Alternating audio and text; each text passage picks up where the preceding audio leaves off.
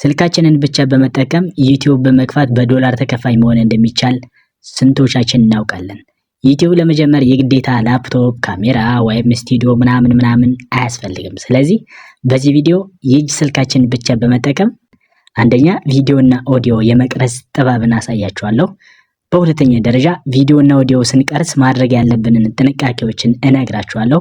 በሶስተኛ ደረጃ የቀረጽነውን ቪዲዮና ኦዲዮ በፍሪ አፕሊኬሽን እንዴት አድርገን ኤዲት ማድረግ እንደምንችል በስልካችን እናያለን። በአራተኛ ደረጃ በአጠቃላይ ዩቲዩብ ላይ ቪዲዮ እስኪጫን ድረስ ያለውን ፕሮሰስ በቅደም ተከተለው መሰረት እነዚህ በአራት ስቴፖች አሳያችኋለሁ። ዩቲዩባችንን ሰብስክራይብ፣ ላይክ እና ኮሜንት ማድረጋችሁ እንዳትረሱ። አሁን ቀጥታ ወደ ቪዲዮ እንግባ።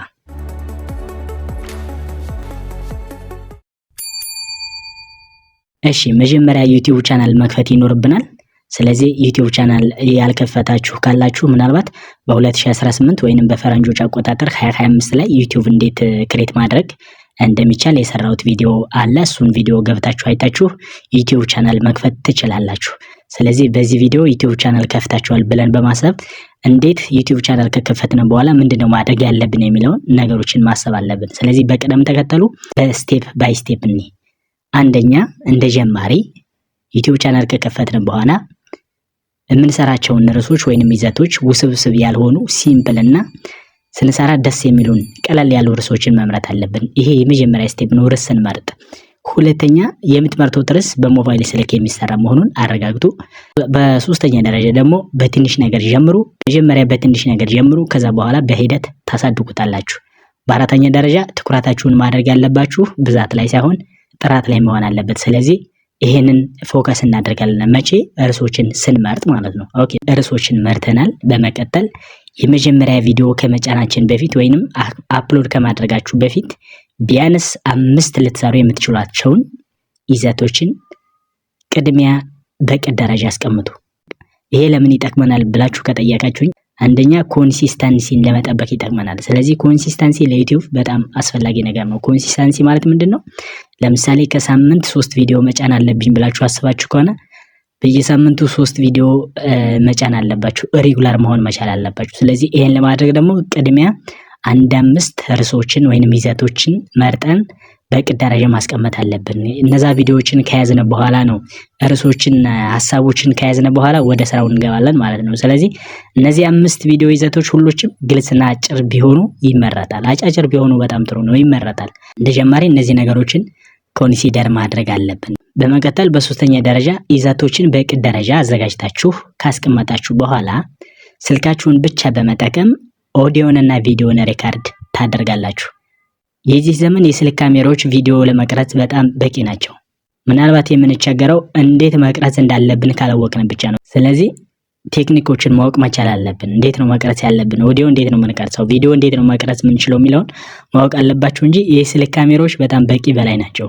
ስለዚህ ይሄን አድርጉ።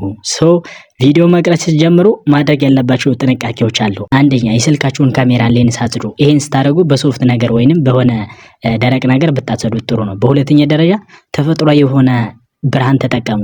ብርሃን ካለበት አካባቢ ሁኑ። በሶስተኛ ደረጃ ቪዲዮ ስትቀርጹ ስልካችሁ እንዳይወዛወዝ ስቴብል አድርጋችሁ አስቀምጡ።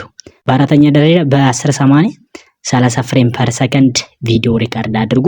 በአምስተኛ ደረጃ ደግሞ ስታወሩ እንዲሰማ አድርጋችሁ ወደ ማይካችሁ ቀረብላችሁ ለማውራት ሞክሩ። ልብ ልትሉት የሚገባው ተመጣጣኝ የሆነ የብርሃን መጠን ካለበት አካባቢ ሆናችሁ መቅረጻችሁን እንዳትረሱ።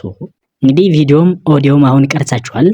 ስለዚህ የቀረጽነውን ቪዲዮ ነፃ የሆኑ አፕሊኬሽኖችን በመጠቀም ወይንም ፍሪ አፕሊኬሽን የምንላቸውን ብቻ በመጠቀም ኤዲት ማድረግ መቻል አለብን። ለምሳሌ እንደ ካፕካት ያሉትን በመጠቀም በስልክ ቪዲዮ ኤዲት ማድረግ ይቻላል። ካፕካት በጣም ፖፑላር ከሆኑ ቪዲዮ ኤዲቲንግ አፕሊኬሽኖች አሁን በዴስክቶፕም ብትሉ በሞባይል ስልክም ብትሉ ካፕካት በጣም ተመራጭ ነው። ስለዚህ ካፕካት ተጠቀሙ።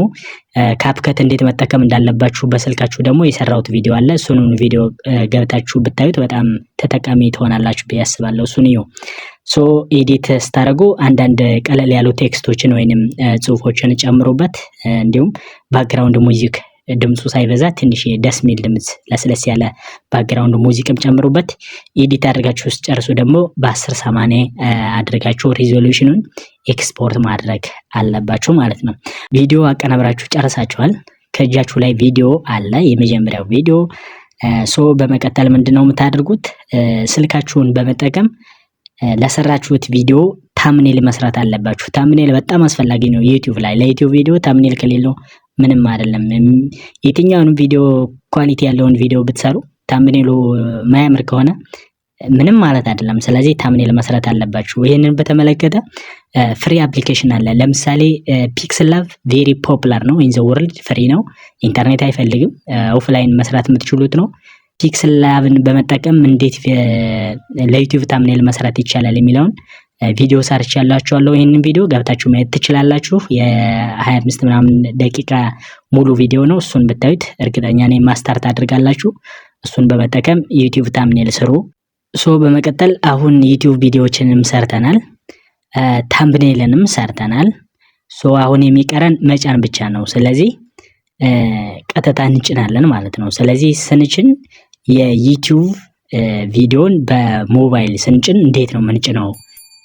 በትክክል ፎርማቱን ተከትላችሁ ከጫናችሁ እርግጠኛ ነኝ የመጀመሪያ ቪዲዮ ቪው ባይኖረውም ኮንሲስታንትሊ እነዚህ 5 የሆኑ ይዘቶችን ስትጭኑ ጥሩ እይታ ታገኛላችሁ። ስለዚህ እንዴት ነው ዩቲዩብ ላይ ቪዲዮ አፕሎድ የምናደርገው የሚለውን የሰራሁት ቪዲዮ አለ። ይሄንንም ቪዲዮ ገብታችሁ በማየት እንዴት አፕሎድ ማድረግ እንዳለባችሁ እዩና በዛ መሰረት አፕሎድ አድርጉ።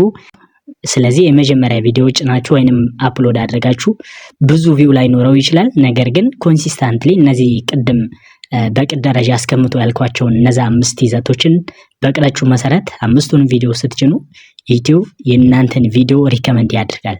ብዙ እይታም ታገኛላችሁ። በየጊዜው የምትሰሩትን ቪዲዮ በትንሽ ነገር የሆነ ነገር አሻሽሉ። ስላጫናችሁት ቪዲዮ ፐርፎርማንስ ወይንም እንዴት እየታየ እንደሆነ ዩቲዩብ ስቱዲዮ አናሊቲክስ በየጊዜው ቼክ አድርጉ። በአጠቃላይ ይሄንን ቪዲዮ አይታችሁ ዩቲዩብ ከጀመራችሁ 100% ውጤታማ እንደምትሆኑ እርግጠኛ ሁኑ። ስለዚህ በዶላር ተከፋይ ለመሆን ከእጃችሁ ያለውን ስልክ መጠቀም ዩቲዩብ ጀምሩ። ላፕቶፕ እና ዴስክቶፕ ዩቲዩብ ስቱዲዮ ምናምን ይሄ ለቪዲዮ ቀረጻ ስቱዲዮ ምናምን ብላችሁ አትቸገሩ። ዛሬውኑ ጀምሩ። ከዛ በኋላ ውጤታማ ትሆናላችሁ። ስለዚህ ለቀጣይ እንዲሰራላችሁ የምትፈልጉት ጉዳይ ካለ በኮሜንት ስራ አሳውቁኝ። ዩቲዩባችንን ሰብስክራይብ እና ላይክ ኮሜንት አድርጉ። ሰላም ሁኑ።